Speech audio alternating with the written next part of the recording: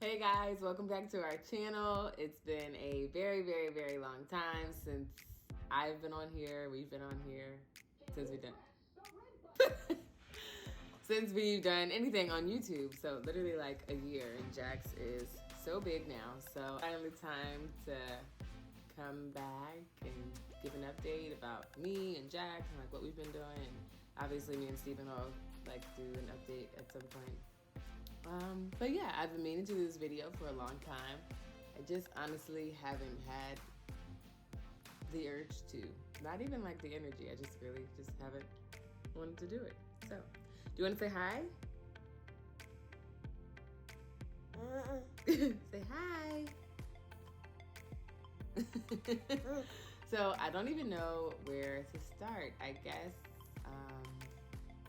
the birth story. So yeah, I guess I'll start with my birth story and then kind of just go through the last like 10 months. We went to the hospital to be induced, and they broke my water for me. It was kind of uncomfortable. I don't really remember it being painful, but I remember it kind of being like, that's weird. It's really uncomfortable. I started having contractions, and they, upped my Pitocin every I think it was hour. I can't remember. At first, the contractions weren't bad at all. Like I was singing and dancing and laughing. I mean, if y'all have watched my birth video, then y'all saw like I went from like 0 to like in the bed, like not being able to do anything. But I really wanted to be really mobile during my labor, and so I was up walking around. Like Steven and I were out in the hall. We were walking around the unit, like doing laps. I was trying to like rock back and forth during my contractions instead of just standing still until I couldn't anymore. And I had told you guys that I wanted to have a natural birth, but that kind of went out the window. Well, it didn't go out the window. I was getting induced, so already there was like medication involved, but I was still going to try to labor as naturally as I could. So the main reason I decided to go ahead and get any medication or the epidural was because it had been hours and my cervix was not dilating at all. When I got to the hospital that morning, I think I was 1.5 centimeters. And after them breaking my water, after Pitocin, after maybe like 6 or 7 hours, I was only at 3 centimeters. And I told my nurse and my doctor, if after this next check, if I'm not progressing at all, then I'm gonna go ahead and get the epidural, because I don't think that I can continue to do this like safely for myself. And so that's what I ended up doing. I actually had Stadol, I think that's what it's called, Stadol, before I got my epidural, and it pretty much kind of just like takes the edge off for you. Like I could still feel all the contractions, but I just didn't care as much. Like that's what my nurse said. She literally was like, you're still gonna feel them, but you're just not gonna care. Hi, Jax, playing with your toys. So I got the Stadol, and I was only gonna do that, and then just he's gonna be in this video either sitting up here or playing. So I decided to do that before I decided to get my epidural, because I really did want to continue without it, but I just didn't feel like my body had time to recover after each contraction for me to safely deliver and like dilate, which ended up working out, because as soon as I got my epidural, within like an hour or so, I was dilated to 9 centimeters. And I was like, well, okay, that's all it took. Like, I really just felt like my body could not relax enough for my cervix to open, because the Pitocin was just getting increased, and like the contractions were like coming, and it was like as soon as one would stop, I would breathe for like 5 seconds and another one would come. And so, I was just not progressing at all. So yeah, once I got my epidural, I dilated to like 9 centimeters. And then that's when stuff started getting crazy. Mr. Jackson decided that he wanted to do, I don't know what he was doing in there. They rushed in the room, and they were like, we just want to make sure the baby's okay. And they were kind of like flipping my bed upside down, having me change positions, and I had already had my epidural, so they had to help me do everything because I was numb, literally from the waist down. And so they did this like 2 times, and they pretty much told me that his heart rate was dropping and he kept dropping off the monitor and they weren't sure why. And so my doctor came in and he checked me and he said, if this happens again, then we're gonna have to take you back for an emergency C-section. And I was not happy about it because here go my plans, still getting messed up. Like, my plan was, well, I can't say my plans, but what I had in mind was natural birth, no epidural, push my baby out, be mobile, use the peanut ball, use yoga exercises, do this, do that, and like, mainly none of that happened that day. Like, I was mobile, I got to use the ball, I got to do some exercises. Like, there were some things that I got to do, but for the most part, my plan was like out the window, which I kind of prepared myself for, but I did not prepare myself to have a C-section. But it was really weird because I also that day couldn't see myself getting to the finish line and like pushing. So it was just like a weird turn of events. So yeah, they ended up having to take me back for a C-section, and I cried. Initially, I was crying because that's not what I wanted to do, and I was scared, and I just didn't see the day going that way. But then I was okay. I was like, well, you know, this is how it has to happen. I want myself to be safe. I want the baby to be safe. Like, you know, everything's going to be fine. And Steven was worried, obviously, because he didn't know what was going on either. And I remember, like, calling him over to the bed and just, you know, saying, like, everything's going to be okay. We're okay. Like, you know, it's going to work out. So, yeah, they wheeled me back and I had my C-section and everything went great. They actually, they weren't sure what was wrong with him, was causing his heart rate to drop initially, like from the monitor. But once they did open me up, they saw that his umbilical cord was like a little bit shorter than most, I guess. So they think that he was like pressing up against it, which was causing his heart rate to drop. They thought it might have been wrapped around his neck, or they weren't sure. So, but once they opened me up, he was fine. He was healthy. He came out hollering. He's got a set of lungs on him. Don't you scream during this video. What is that? Thank you. Came out super healthy. He was hollering, and I was awake. And they told me that if I wouldn't have gotten my epidural, then they probably would have had to knock me out completely. But because I had gotten the epidural before my emergency C-section, they only had to like numb me a little bit more. And so I was awake, but I was really drowsy. Like, literally after he came out, I felt like I wanted to go to sleep. Like, it was like my body was like, okay, he's here, everything's fine. And I kind of remember like dozing off some, and Steven just being like, babe, you gotta stay awake. They brought him over to me and we held him, and yeah, it was a crazy, crazy moment. It was an unexpected but amazing day. My nurses were the bomb.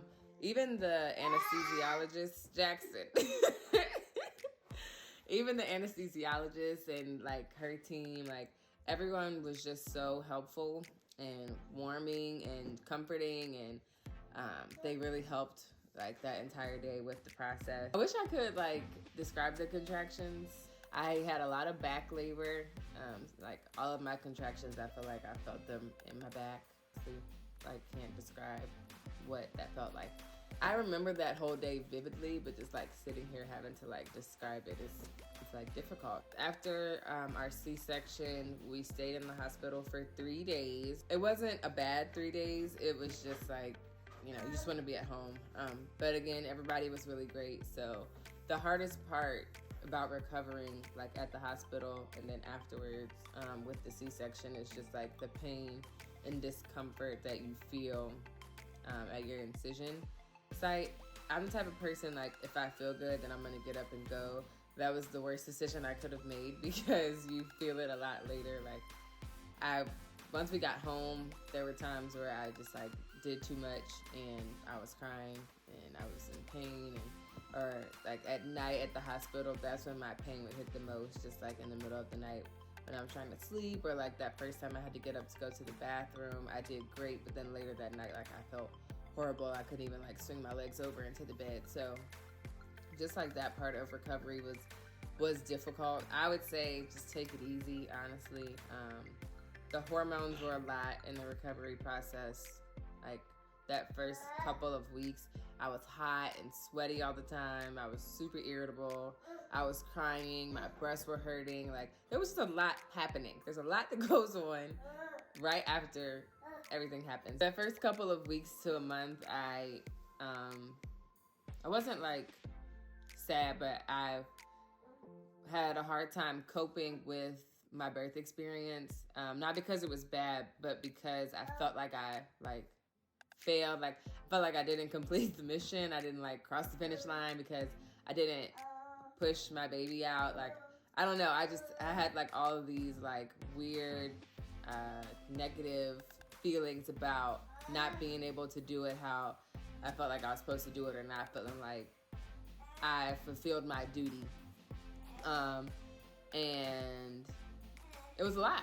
I would just be like, dang, like I didn't do it. Like I don't know. It's just hard to explain. Like it wasn't a good feeling. And you know, Steven would be like, babe, like you did what you needed to do. Like Jax is here. He's healthy. Like you're still a mom. It doesn't matter if you didn't push your baby out. And I talked to my mom and my doctor, and like everybody told me the same thing. And it was nice to hear those things, but it's kind of just like one of those things that I had to figure out how to cope with myself.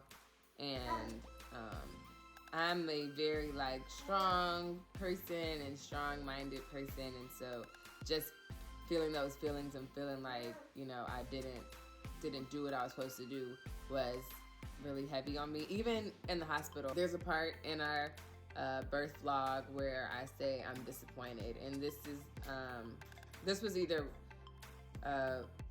when I decided to have the Stadol or right before I got my epidural. I can't remember. That part is foggy, but I remember telling my mom and my best friend that I was disappointed because I just felt like, you know, I let myself down. Like I remember in the middle of contractions, like walking with Steven, like crying in the hallway, telling him like, I can't do it. And he's like, you can do it. You're doing it, but don't put yourself through more than, you know, like you have to because you feel like you're failing.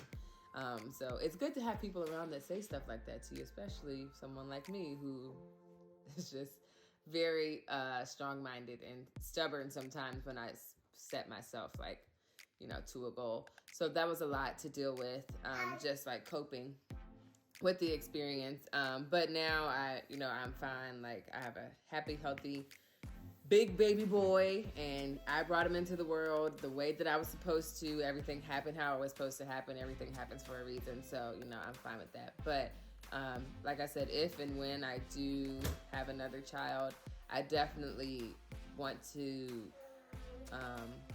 push to not be induced, or, you know, just I felt like I prepared for the process and did all my research and reading and things like that. But I feel like there were some things that I could have known, or there was more that I could have known, and other ways that I could have prepared, you know, shoulda, coulda, woulda. So yeah, just afterthoughts. But I'm trying to think of like what else about recovery, or like the initial like postpartum experience. Some tips for postpartum recovery I wrote down to share. Take it easy. You have to heal. Talk about how you're feeling. Rest when you can. Cry if you need to. Ask questions. Take in every minute of it. Everything happens very quickly. Don't feel guilty for needing some me time or a second to just breathe. It took me a second to be okay with that. Be okay with like needing some me time and just like needing to be able to breathe without feeling like guilty about it, because it's like I'm this baby's mom. Like they need me. Like I'm supposed to just be there and be able to do it all the time. And no, that's not it. With recovering from a C-section, postpartum hormones, having a newborn, it's like, and being quarantined, it was a lot. And so like that first month, I remember there was just one day, Steven walked in the room and I just burst into tears. And I was like, I just need a break. I just need a break. Like I just like fell apart. And he's like, okay, go take a break. And I went and took the longest shower and just like stayed in the shower and just cried. just took a long shower and just like had that time to myself, because I felt bad that I needed to take a break, but you're gonna need to take a break sometimes, and that is okay. And if you have help around accept the help.